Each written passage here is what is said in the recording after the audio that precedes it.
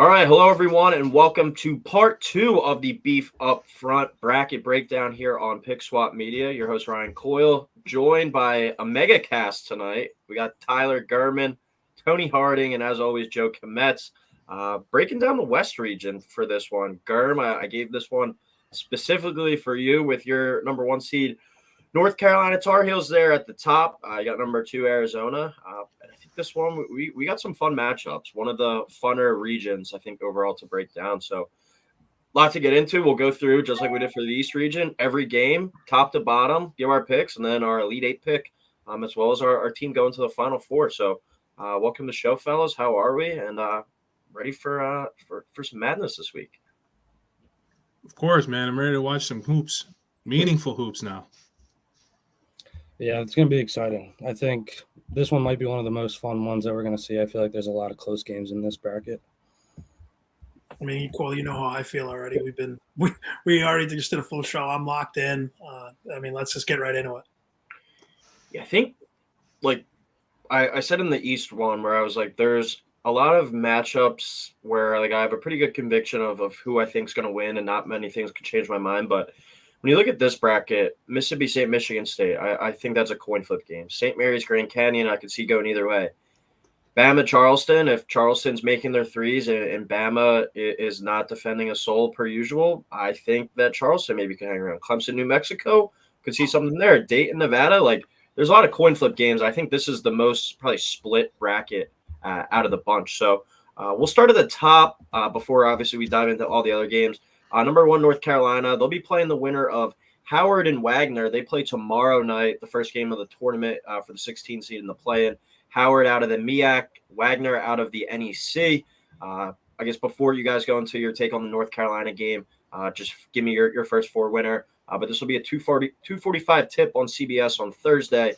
Is when the Tar Heels will start it off. So, Gurm, why don't you start it off with this one? Who you think wins Howard Wagner, and then the eventual result in that North Carolina game? I think Howard wins the first four game.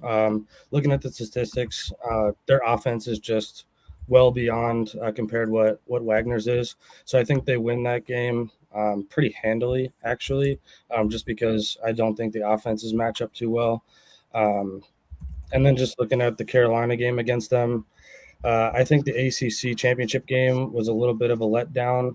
And Hubert Davis this year has been huge and been really clutch in terms of being able to get his team to respond quickly after a loss like that. So I think they roll there in the first game on Thursday.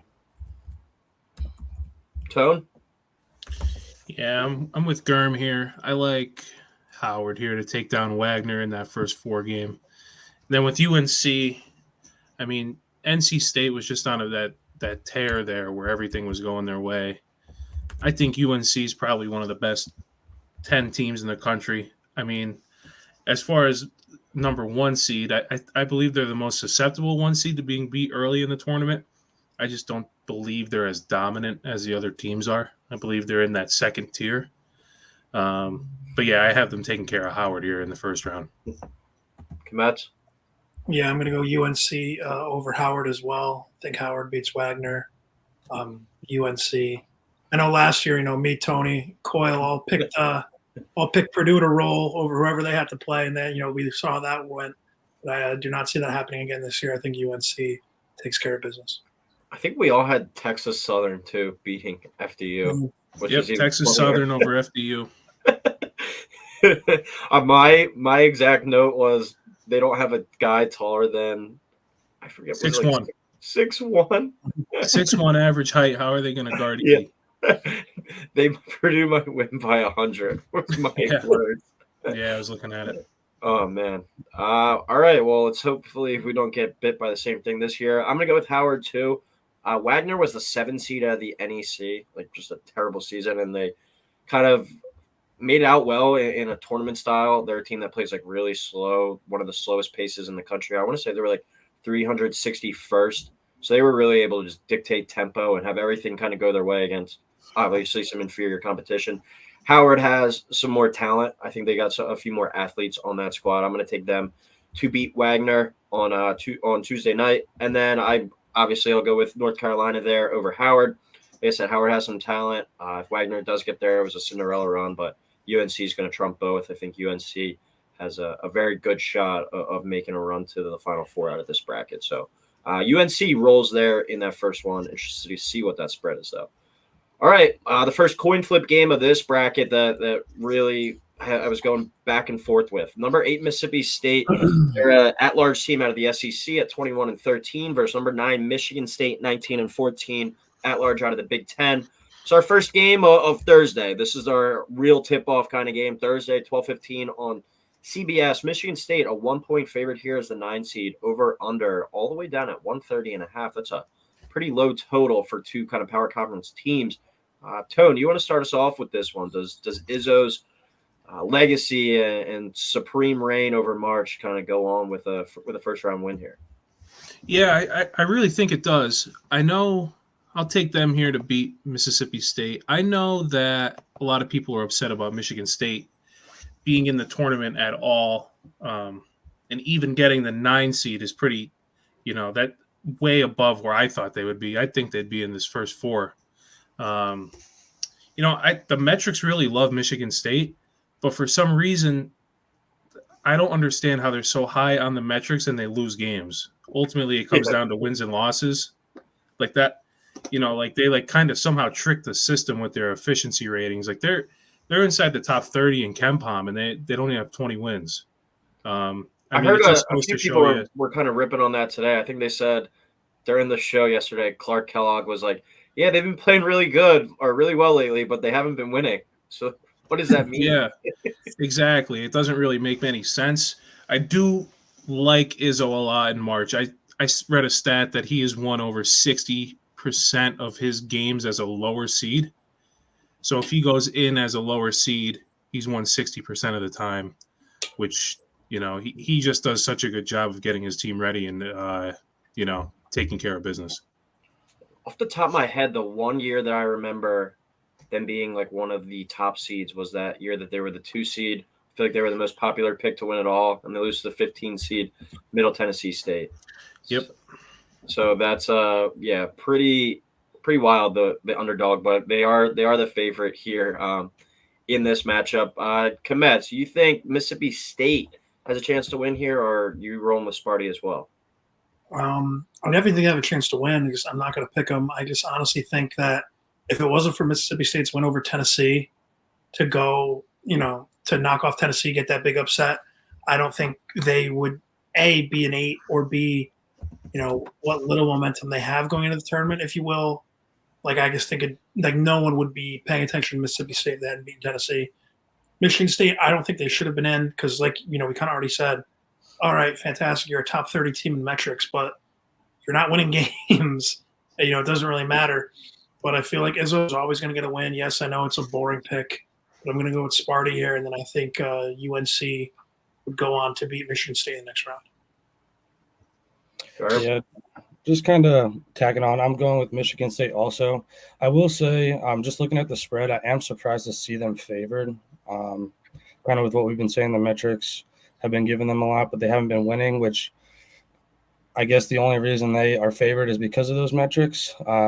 That's not why I'm taking them. I'm taking them because of Tom Izzo. Tony mentioned the 60%. It's, I believe, 25 straight years of making the tournament as a coach. So it's hard to bet against a guy that has that kind of reliance in March. And I will say I'd watched that whole game against Purdue in the Big Ten tournament, and even though they didn't win, I think they looked pretty darn good. And a guy like Tyson Walker can be the difference in this game. He's a big shot maker. And I think the reason they win this game, I think it's tight, and it comes down to, 1-2 shots maybe in the final minute. And I think Tyson Walker is the reason they win this game.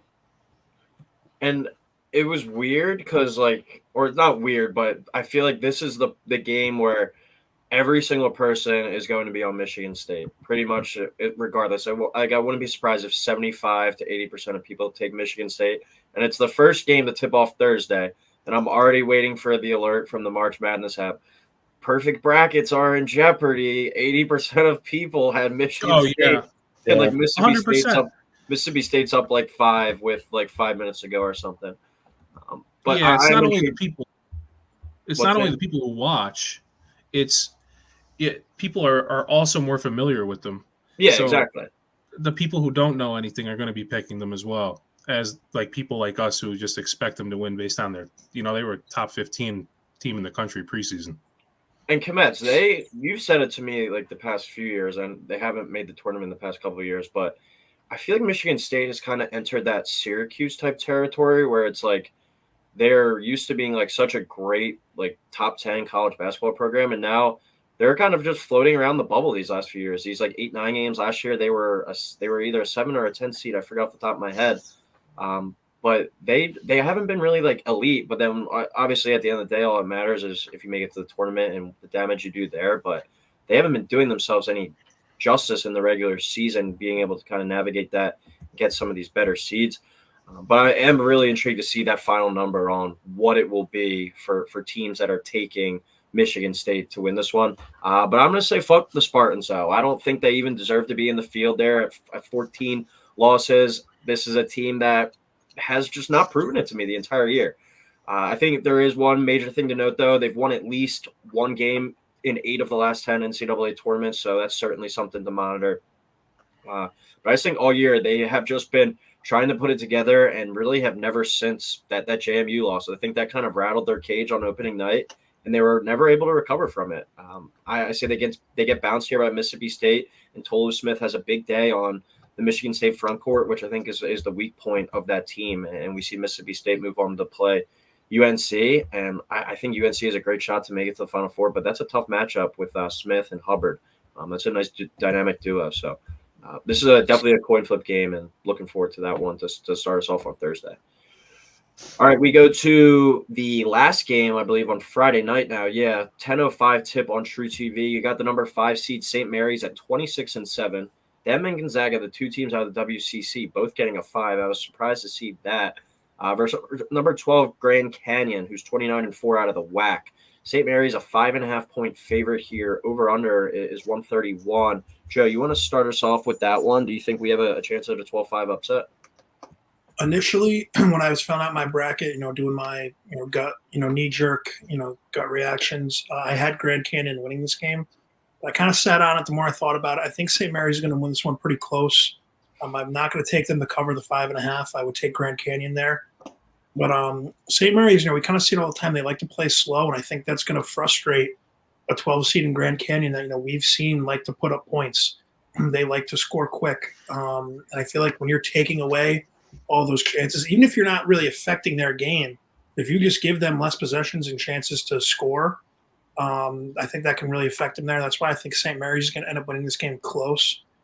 This will be another game, we'll be sitting there at like 1 o'clock on Saturday morning, like 1 a.m., just being like, oh my God, this game has to end. It's like 41-39 with 5 minutes left. Just like the most boring game of basketball ever.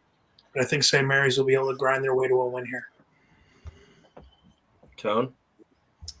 I'm going to go opposite here. I'm going to go Grand Canyon. I'm just not a believer in St. Mary's in the tournament. I haven't been, since I've been filling out brackets, since I started watching hoops. I don't, their defensive philosophy is solid and all. I just don't know if their high, adjusted defensive numbers with the analytics is really true with the competition they're playing out there in that conference. I feel as if I think Grand Canyon, it's just a terrible matchup for St. Mary's, as it's not really. They probably weren't excited when they seen they were playing a team that's 29-4 here after winning their conference championship. So yeah, I'll go with pretty much a popular upset here in Grand Canyon to win. There's going to be a lot of people on them here in the tournament. I'm going to go with St. Mary's. One of the bigger coin flip games for me, though. Like, I'm definitely not convinced either way. Probably two of the teams out of the teams like 12 and up, seed-wise, that I probably feel like I know the least about. Playing out on the West Coast, not getting to watch them as much. But I do know St. Mary's likes to play a game at the Crawl. They play at the 359th slowest pace out of 363 teams in the country. But after going 3-5 to start the season, they really turned it around. The Gales finished the rest of the year 23-2. And since their loss on December 23rd, Torvik has them ranked as the 8th best team in the country. So basically since Christmas. They've been a top 10 team pretty much. Grand Canyon 21-1 on the season when they score 75 or more. So they're a team that's going to want to try and speed it up and make this game more up tempo. With St. Mary's obviously trying to slow it down and go. But if Grand Canyon goes shot for shot with them, they think they're going to have a chance in this one. The Gales only let up 75 points twice the entire year. They were 1-1 in those games. So they've shown the ability to be able to dictate the pace and kind of control the tempo of the game. So that's why I'm going to lean St. Mary's here. Probably a spread that I won't touch, but I'll just take them to win and move on in the bracket. I think they're able to just control the tempo. They've shown it a little bit more over the season, and I think they're going to get the win in this game. Give me St. Mary's there. Gurm? Yeah, I'm on St. Mary's also. I'm kind of in the same boat as Joe. I initially, when I saw the bracket come out last night, I looked at Grand Canyon and my heart wanted to take them. But there's just something about that St. Mary's defense, man. I think this year, as opposed to in years past, their offense is just a little bit better. And I think that's a difference. I've watched them play when they played Gonzaga 3 times now. And the way they just control the tempo, I feel like this year is a little bit different than last year. They're able to control it. They score at a little bit higher efficiency than in years past. And I think that's the name of the game. I do think it's going to take all 40 minutes because I think Grand Canyon is going to try to speed up the pace. I just don't think they'll make it fast enough to make a difference. So I got St. Mary's in a close one. I do like Grand Canyon, though, to cover that 5.5 number. All right, so we got so far we got everyone obviously taking UNC. Then we got one person taking Mississippi State, the rest taking Michigan State, and then we got one taking Grand Canyon, the rest St. Mary's. So now we go to the 4-13 game. See if we get any more switch ups in this one. Number 4 Alabama 21-11 versus number 13 Charleston 27-7. They got the automatic bid out of the CAA. Friday night, 7:35 tip on True TV. Looking forward to this one. Should be a lot of fun. Bama minus 9.5. Over under 173.5. I think I saw that this is the highest total in an NCAA tournament game in at least the past 20 years. Gurm, are you expecting a high-scoring affair, and do you think Charleston can pull off the upset? I am expecting a high-scoring game. 173 points. I mean, that's a tall task. I don't know if they'll get there. I think a little bit of nerves might set in early, and that there might be some missed shots that might affect the over/under there. But it's going to be fast-paced, and I got Bama winning this one. Both teams rank in the top 60 in terms of tempo. And both teams also are in the top 20 in terms of three-point shooting percentage. So to me, it's going to come down to just who comes and makes more threes in that game. And I'm going with Bama just because of the talent. I think they're going to end up having too much, and they're going to have too many better players, too many better guards on the stretch. They're a little bit bigger than Charleston. Being a Carolina fan, I watched them play right in the beginning of the season, and Carolina was able to dominate just in terms of size, and Bama has that size. So I got Bama in this one. I don't know if they cover that 9.5. I do kind of like Charleston to cover that, but I do think Bama wins this one. Yeah, I think we're going to see points, and points in this one. I think this is the wildest trend stat that I've seen so far for the first round. Charleston 20-0 on the year when they score 80 or more. All of Alabama's 11 losses, they've allowed 80 points or more. So will either one of those trends come to an end? It's pretty crazy just because both these teams like to get up and down and score the ball.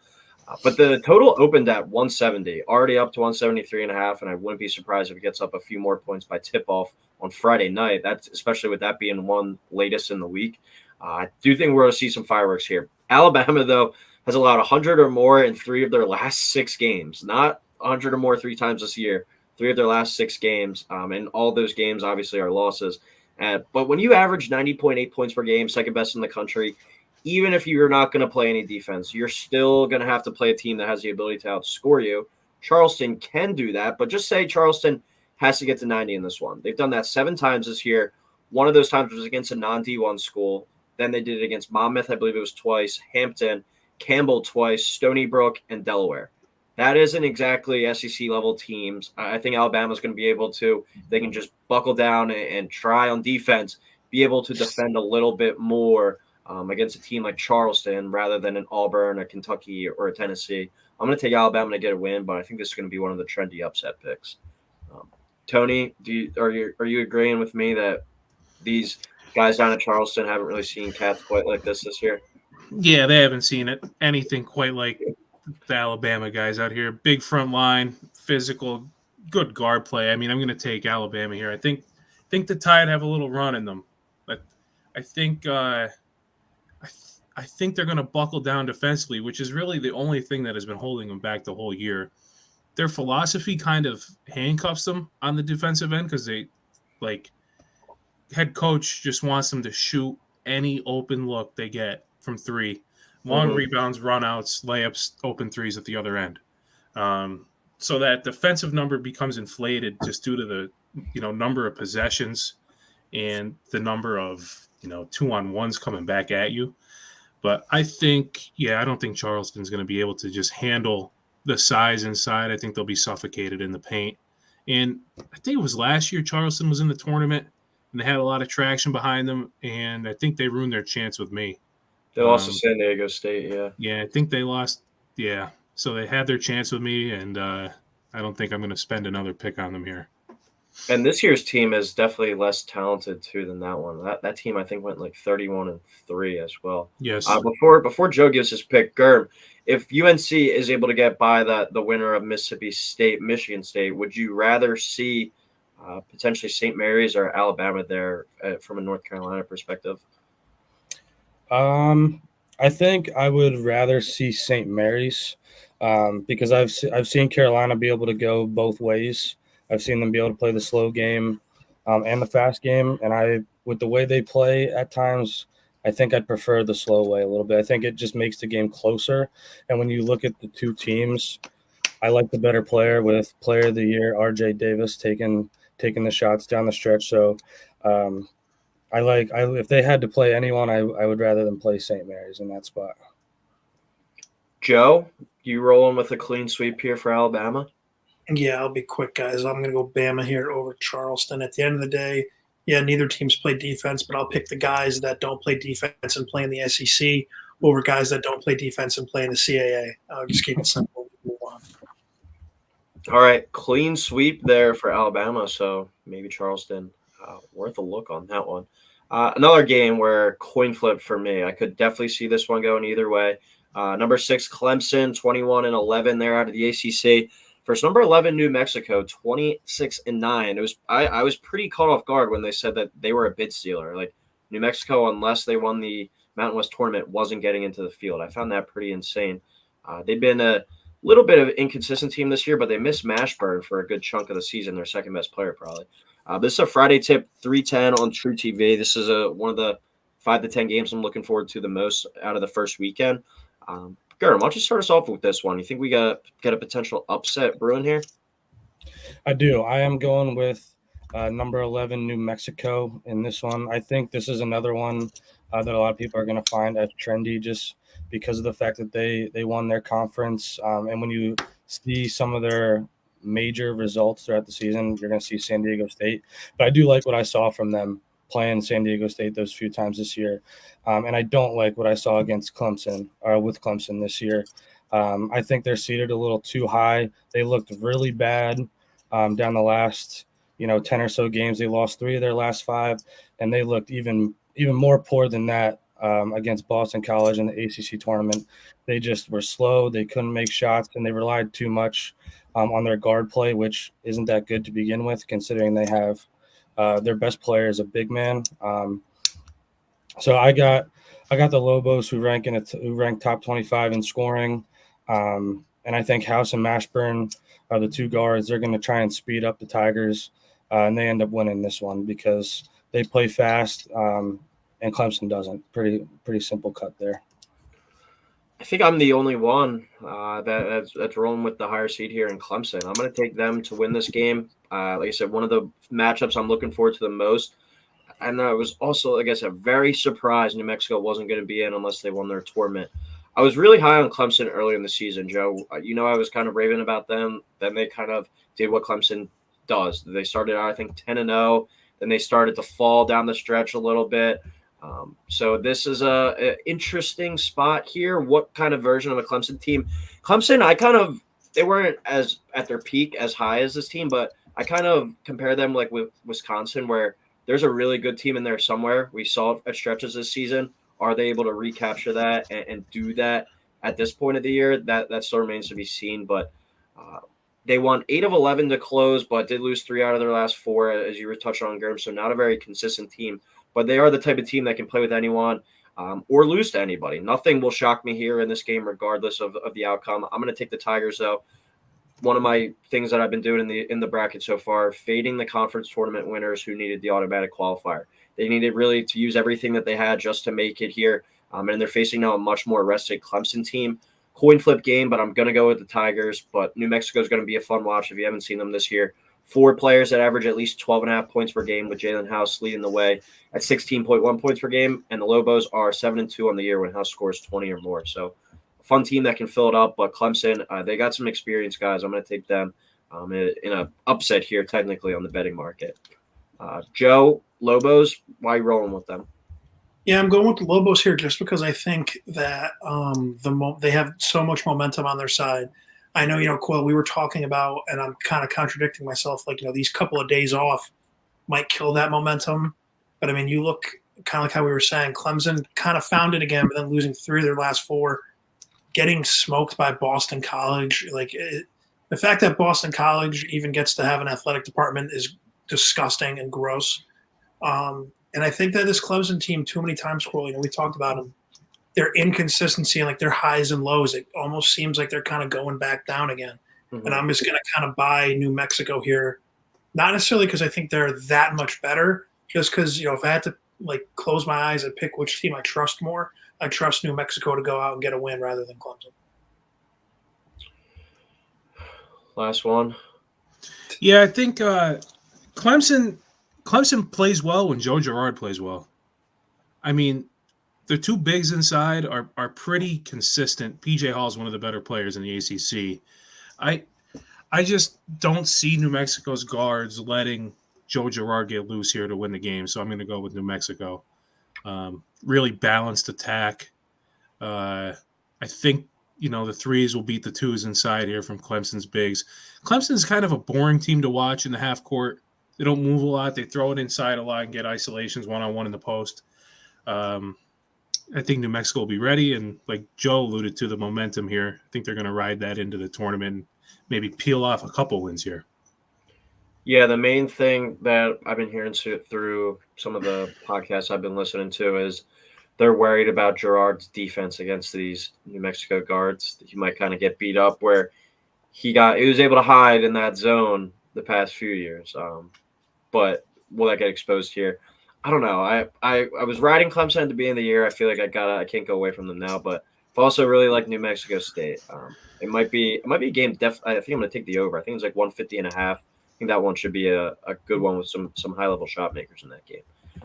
All right, we go to the 3-14 matchup now. This is one of the few games I've already locked in on the spread because I think it's going to be a number that jumps and jumps and jumps until we get a tip off.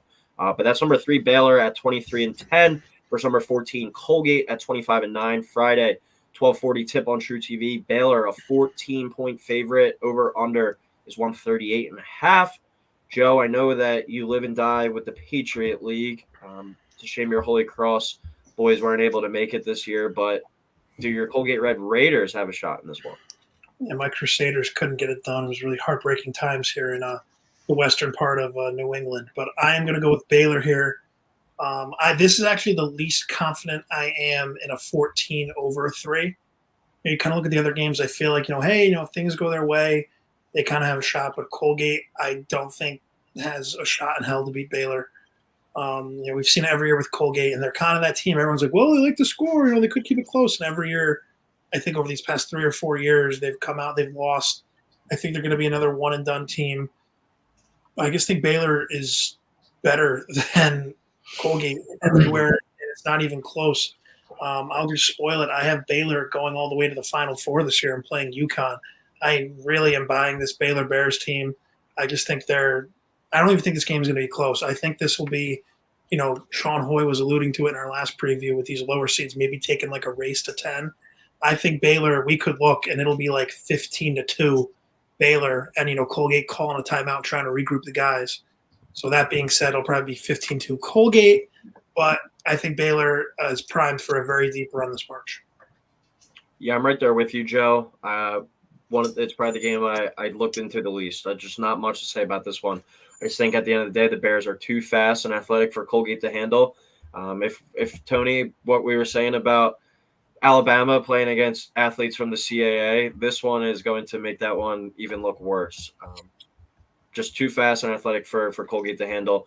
Look for Colgate, Joe. I'll go against kind of what you were saying where Baylor gets out early. Colgate the past few years have been able to, against Texas and against Arkansas, they were able to play well at the beginning, but then that athleticism and the shot making, they just couldn't keep up with that at the end of the day. They lose steam. So I think maybe if Colgate this year is more of a defensive-minded team, I think they'll try to slow the pace down and get good shots, but eventually Baylor will start jumping passing lanes, blocking shots, and it just might get a little bit out of hand. I think this is my most confident blowout. I think Baylor's going to win this one by 20. Maybe even do like an alternate spread in this game to get some plus money because I think they're going to roll in this one.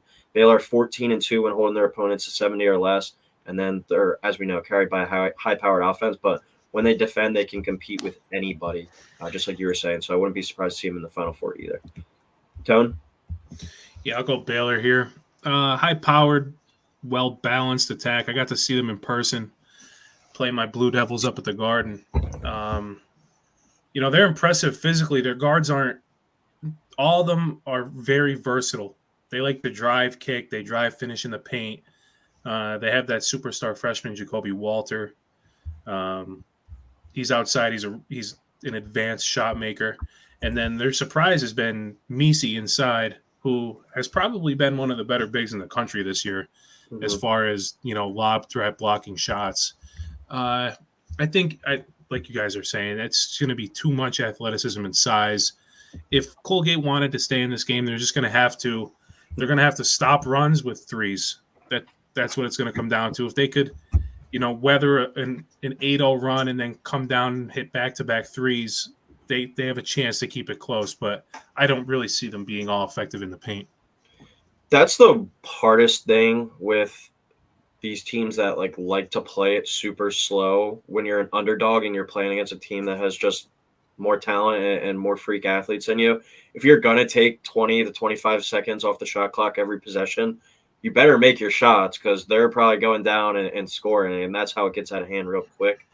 This is Colgate's least effective, least talented, at least offensive team of these past few years, where they gave those teams battles in the beginning, but then lost steam in the second half.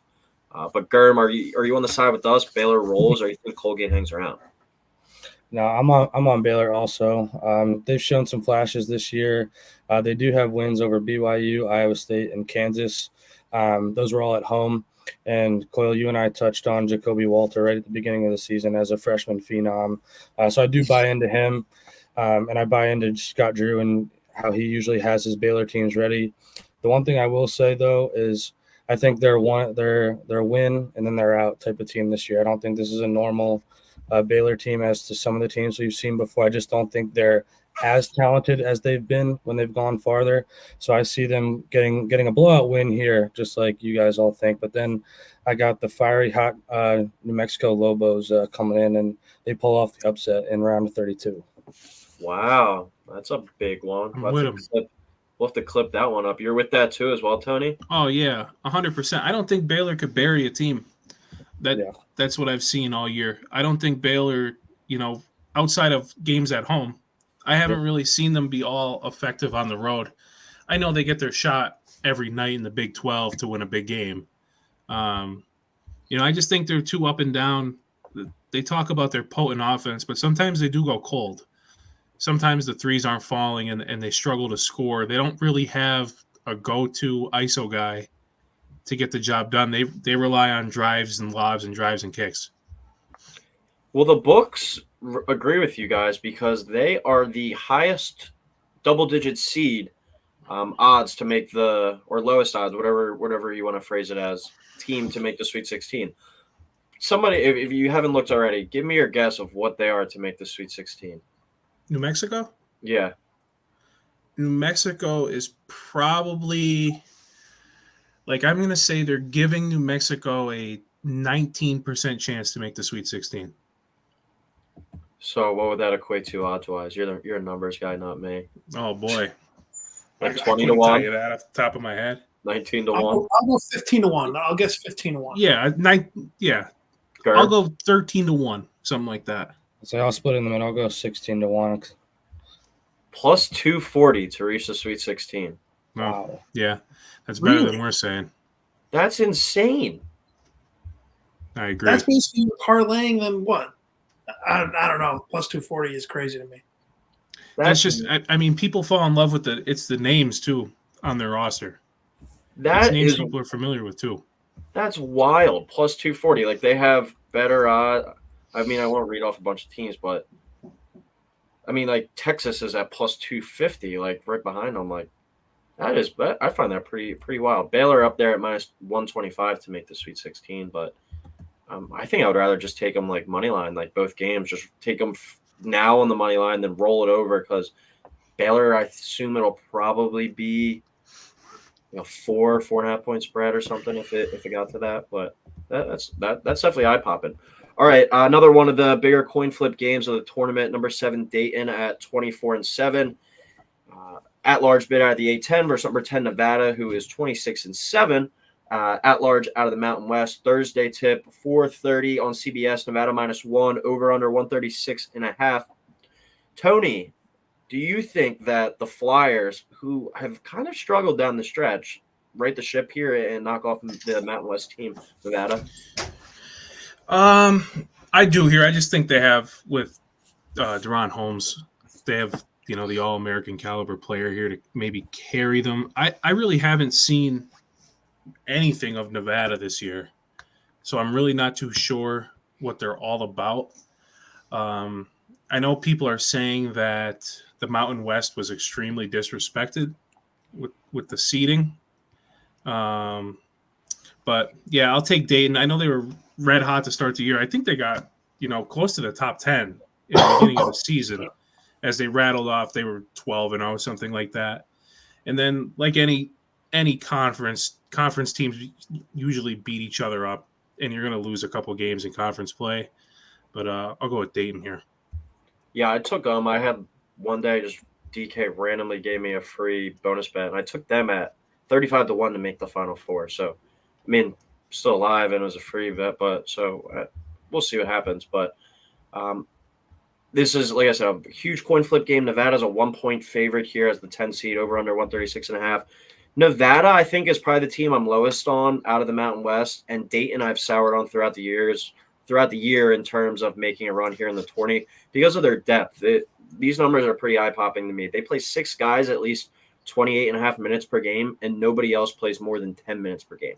So, I mean, obviously in one game here, that doesn't matter as much, but if you do think that they have a chance to like upset Arizona or something and maybe make a run, they played 30-plus games already. These guys are tired and more now. They might just not have any juice left. They just lost to Duquesne as well. But with that being said, I just aim to win one game predicting here.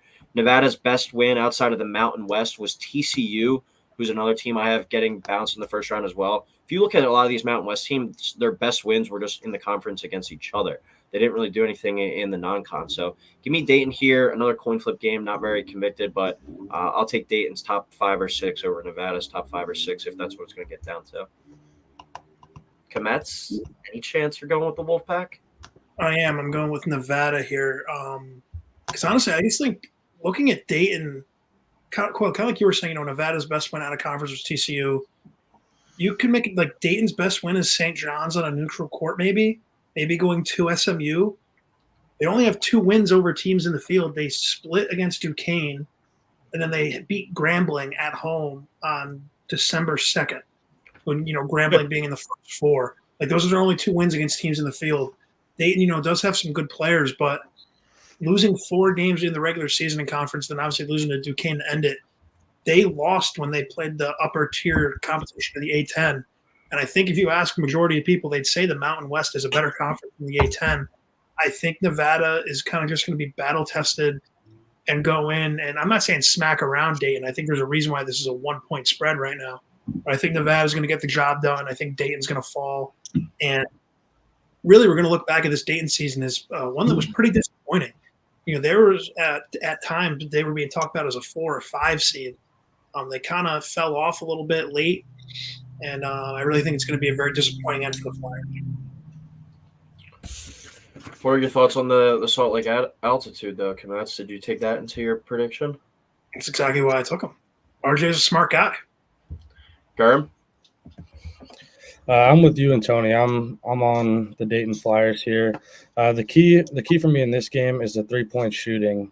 Dayton ranks 3rd in 3-point shooting percentage, and Nevada ranks 299th in terms of defending it. So when you look at those kind of matchups there, if Dayton's hitting, I don't know if this game ends up being close. If they aren't, we'll see. The lack of depth is definitely a concern. Looking at who they played, they really do play only a 6-man rotation, like you mentioned. It does edge out to maybe 7 or 8, depending, but really it's only 6. But the biggest difference here for me is Nevada doesn't have a guy like Deron Holmes. Tony touched on it. I'm a big guy in terms of tournaments, having a guy who you can just straight up go to when things might be getting a little rough. Nevada may make a run here or two there. But having a guy that can just come up and stop it, he dominates the paint. He can step out and shoot the outside shot.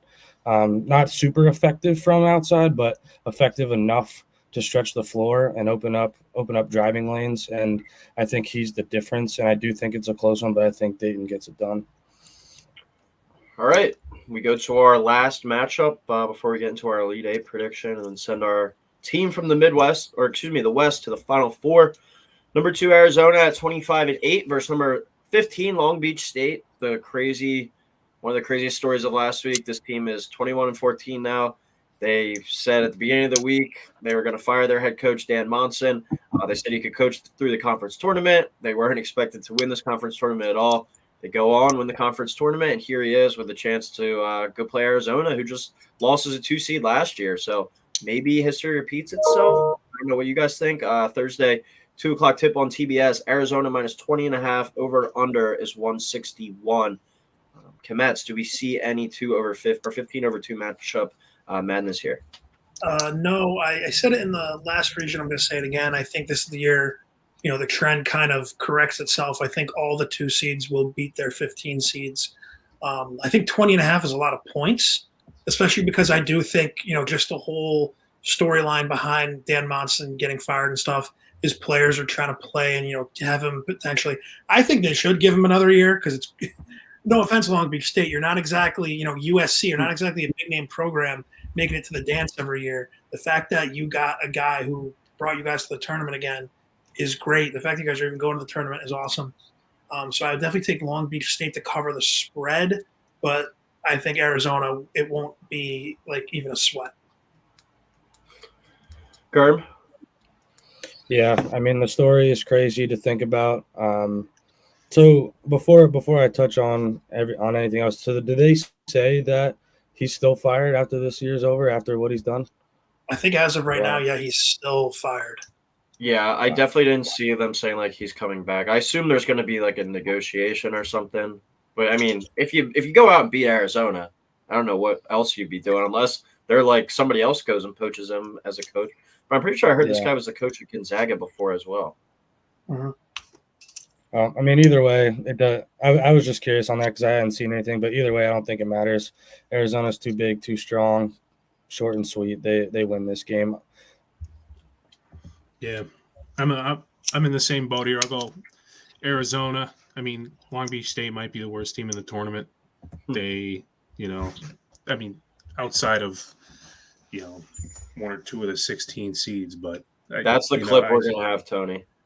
You can take that clip. What a nice moment for Dan Monson. They're the worst team in the tournament. Yeah, no, that's gonna be the clip that we board. put on that will be out on when is this game? Thursday, Friday? Yes, Thursday at 2. Put it out there. This will be up on Twitter around 4:30 on Thursday when Long Beach State shocks the world. Long Beach State is the worst team in the tournament. Yeah, I just don't see it happening here. And to the point of their coach, you could get a team to like ride for you after they say you're gone, that has to speak volumes for the players at least liking you. But then again, I'm not sure colleges really care about that. So Yeah. they want wins. Yeah, I'm going to go Arizona to win this one as well. Not that many notes on this one. My one thing is, if you like points, this is a good game for you. Total sitting there at 161. We should see a lot. Long Beach State scored 80-plus points. Long Beach State and Arizona combined to score 80-plus points in 40 different games this year. So I think Arizona scored 80 or more in 26 games, and Long Beach State did it in 14. So Long Beach State also 19 and 14 to the over on the year as well. Just two teams that should the ability to light it up. So this one should be a fun back and forth kind of track meet, but I'll go Arizona to win that one as well. All right, final part of the West region breakdown here. Our Elite Eight prediction as well as our Final Four team. Tony, why don't you start us off here? I'm intrigued to hear yours because I haven't seen many people saying this one. Yeah, I'm going to go with an Elite Eight matchup here of Alabama and Arizona. And then with that, I'll take Arizona to make the Final Four out of the West. Here's what I think is going to go down. I think Izzo is going to beat the Tar Heels here in the round of 32. I think North Carolina seemed vulnerable at times. That loss against NC State, they just sort of had no answers down the stretch for like a very clear objective of what NC State was trying to do. And they didn't really adjust. And things do get tough in March, and Izzo could pick some of those things out. I think that Mizzo. Yeah, Tom Mizzo. I think that's going to open up the top half of the bracket for Alabama to weasel its way through. Alabama could score points. I think they're going to, try to be a little more committed here to the defensive end when it's win or go home. But ultimately coming out of the bottom half of that region. In the Sweet 16, I'll have Arizona taking down New Mexico. And then Elite Eight will go Arizona over Alabama. I'm not a chalk guy. It's rare you'll ever see me have a 1 and a 2 playing each other in the Elite Eight. Kmetz? Yeah, I'm going to go. I kind of already alluded to it earlier. I'm going to go with Baylor here over North Carolina in the Elite Eight. I've kind of already said I'm in love with this Baylor team. I love their athleticism. Tony, you did say there are times where I do worry about them really kind of putting their foot down and, really finishing off a team. But I think that, their athleticism, their talent, their, Big 12 kind of, running that gauntlet night in and night out, I think kind of breaks for them well. Because I know I was saying, New Mexico has a lot of momentum with them. But it's tough if they do beat Clemson. Now you're like, you've won 5 or 6 in a row. Baylor, that kind of humbling loss, they kind of got to regroup. I think Baylor will be able to get by New Mexico. Then, you got you got Baylor, Arizona. I picked Arizona to win it all last year. We saw how that went. I'm kind of just fading Arizona just because of that. And then I think Baylor, North Carolina, if we do get that in the Elite Eight, could have the potential to be the most entertaining game of the entire tournament. And I'm going to go with Baylor in a very high-scoring, very fun game there to go on and play UConn in the Final Four. I got the same matchup as you, Kmetz, but I'm going to take North Carolina over Baylor to get back to the Final Four. I'm kind of surprised about the lack of respect UNC is getting. It might have just been like the initial reaction, but the bracket show yesterday, none of those guys had UNC in the Final Four. I think everyone actually took Arizona out of that group, and UNC is the one. Tony, you've been kind of saying throughout the show that you're not really that convinced of them. At their best, I think they were right up there with the UConns and Purdue's of the world. Talent-wise, they're right there. Hubert Davis, last year was obviously a down year, coming into the year as the number 1 team in the country, not even making the tournament. But he's shown he has the ability to go on a march run before, taking an 8 seed in North Carolina all the way to the title game, and they were up 10 at halftime. Gurm, you might know. 12, 15. Yeah. 15 at halftime? 15-point lead, yeah. Yeah, I mean, so he was a 15-point halftime lead away from winning a national championship in his first ever tournament. So he's a coach that's shown the ability to coach in the NCAA tournament. They have depth, they have shooting, and they have a star guard, RJ Davis. One of the best defensive teams, too, for UNC standards. Like, usually they're just looking to beat you in a scoring shootout in the high 80s, low 90s or something. This team can defend. Gurm, you said at the beginning, you've seen them play the fast-paced game. You've seen them play the slow-paced game. So they can do either one. They're not too reliant on one thing. The Mississippi State-Michigan State game worries me a little. Just Michigan State, obviously, with the Izzo factor, and the Mississippi State does have Tolu Smith down low that I think could cause some problems, match up well with Baycott and Hubbard at the guard spot. But after that, I like their Sweet 16 matchup and Elite Eight. I think it could be a really fun game against either Baylor or Arizona, but I will take UNC here to go on to the Final Four. I think I took them earlier on DraftKings. They had like that 64% boost. Took them. They're plus 375 now on my bet to make the Final Four. And I also have them from earlier in the year at 28-1 to win the national title. So I'm all in on North Carolina now. Yeah, I'm with you. I got UNC over Arizona in the Elite Eight. Carolina and Arizona fans, they get what they wish for. They get RJ Davis versus Caleb Love, determining who was really the issue last year in the downfall that was the number one overall seed to start the season to not even making the tournament. I do think Carolina gets – you kind of touched on that next round in the round of 32 game. I think that's actually the springboard game for them. I think it's going to be a tight one that they edge out, and it kind of gets them hot and gets them rolling. Just because that first game is not going to do too much, but it's that second game that's going to get them started. And then looking down the line against Arizona, it's not going to be the two player of the year matchups. It's actually going to be the depth that UNC has over Arizona. I was looking at all the close game matchups that Arizona plays, and in those games, Arizona only plays 7 to 8 guys. In Carolina's close games, they play 10, sometimes 11 guys. And I think that depth, especially that late in the tournament, is huge for them. The fact that they have that many players that they can go to and keep guys fresh. And I think that wears them down. So I got the Heels winning and going to the Final Four.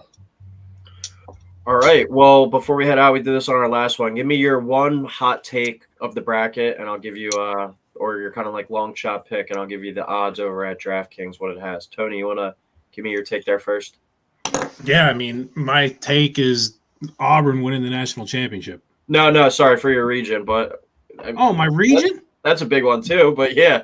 Give it for our region. For our region, a long shot pick. Yeah, I mean, like a Sweet 16, Elite 18, Final Four. Yeah, I guess a long shot pick here would be Clemson being, proving everyone wrong. Proving everyone wrong, getting past New Mexico, who they're going to be dogs against. They're plus 380 to make, that's insane. New Mexico plus 240 to make the Sweet 16, Clemson plus 380, which is funny. Yeah. But I guess New Mexico is definitely going to win that game, the books are saying. But, yeah, all right, Tony, Clemson plus 380 to make the Sweet 16 is his little long shot. Joe? If I had to pick a long shot team here, I would go Nevada, just because kind of what I said, we've seen Tommy Lloyd in Arizona in the tournament so far. Really haven't had that, extremely deep run yet. So if I had to pick, we got Nevada playing Arizona on, would that be Saturday night, Sunday night? I don't even know at this point. But I would say Nevada maybe to make the Sweet 16. Plus 450 on DraftKings for that one. Gurm? To me, I've kind of shot myself here because they could be out right away, but I got New Mexico. I think there's just something about this team. I am, man. I think there's just something about the way this team plays. A lot of people, now that San Diego State had gotten in, a lot of people think that they're a really good team. And so to me, the fact that they beat them 2 out of 3 times really tells me something about this New Mexico team. So I think, they get through that first round game and they see Baylor and they take that one down. There's no saying how far that this team can't go. They've shown that they've been able to beat a top team already just in their regular season matchup. So that's the long shot pick I got. And another thing that I find interesting, because you're talking about Carolina, the number one team in this bracket is the second team in terms of odds to make it to, I believe, the Final Four. Arizona is the favorite. Mm-hmm. So that might be a little bit of a betting edge there if you're a fan of the Heels. I definitely will be taking that just in case, but I just like the odds there just because it's a number one team who's not the favorite. It's kind of hard for me for mine because I think I actually have. Yeah, this is the one I have the higher seed winning every single game in the first one, so I don't even have like room for an upset there. I guess maybe look at if you. I mean, I think if Michigan State does win and they are playing well, by that point, and they get by UNC, I like them to take down either Bama or St. Mary's maybe. So to make it to the Elite Eight, Michigan State plus 800. I mean, I think that's worth a look with Izzo's track record. Wouldn't be surprised if we look up next week or come the weekend and the next weekend and they're playing for Sweet 16 and a berth to the Elite Eight. But I guess that would be mine. But I'm pretty chalk on this one. I got 1 versus 4, 2 versus 3, and then 1 versus 3 with UNC being Baylor. But fellas, thank you for your time. Great little breakdown there of the West bracket. Germ, let's go Tar Heels. We're all in on the boys. But any last comments before we head out? Tony, Auburn national title. Auburn, yes sir. That's where I I'm got riding Final with, baby. Four. You got him in the Final Four? I do. Listen, you can't win a bracket challenge picking UConn or Houston to win the title. You can't do it. You gotta separate yourself in the round of 64 to win that one. Yep. You gotta go against the grain a little bit. That's my advice. And Auburn too, plus 380 to win the region for that one, and they're the 4 seed. That was kind of eye popping to me as well because they're going to have to play UConn most likely to get there, unless FAU or Northwestern. You gotta find someone. You gotta find someone you like here. That's the team I'm rolling with. They're hot. Germ? Not too much to say. Nothing but go Heels, baby. Thank you for having us. All right, well, our next breakdown, we'll be getting that one. Take a little break, 10, 15 minutes, but we'll be here for two more episodes. We're going to the South next, Joseph. Me and you will be diving into that one. But thanks, guys, for hopping on, and we'll talk soon and enjoy the madness this week. Yes, sir. Go Duke.